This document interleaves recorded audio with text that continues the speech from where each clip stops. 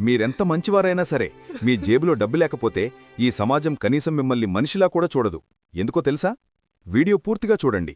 సూర్య ఎవరికి ఏ కష్టం వచ్చినా ముందుండి సాయం చేసే అత్యంత మంచివాడు.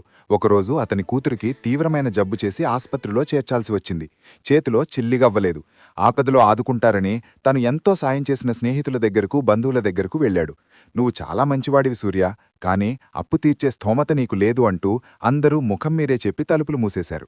కన్నీళ్లతో ఆస్పత్రికి తిరిగి వస్తుండగా దారిలో ఒక దృశ్యం చూశాడు. అదే ఊళ్ళో ప్రజలను మోసం చేసి కోట్లు గడించిన ఒక అవినీతిపరుడికి ఊరంతా కలిసి బ్రహ్మరథం పడుతూ సన్మానం చేస్తున్నారు. సూర్య గుండె పగిలింది. తను జీవితాంతం చేసిన నిస్వార్థమైన మంచితనం తన కూతురి ప్రాణాలు కాపాడేందుకు కనీసం ₹1 కూడా తీసుకురాలేకపోయింది. కాని ఆ అవినీతిపరుడి దగ్గర ఉన్న డబ్బు అతనికి సమాజంలో లేని గౌరవాన్ని సైతం కొనిపెట్టింది. నీతి. దురదృష్టవశాత్తు ప్రస్తుత సమాజం మీ మంచితనాన్ని అస్సలు కొలవదు. మీ బ్యాంక్ బ్యాలెన్స్ను మాత్రమే చూస్తుంది. చేతిలో డబ్బుంటేనే బంధాలు విలువలు, లేకపోతే ఒంటరి ప్రయాణమే.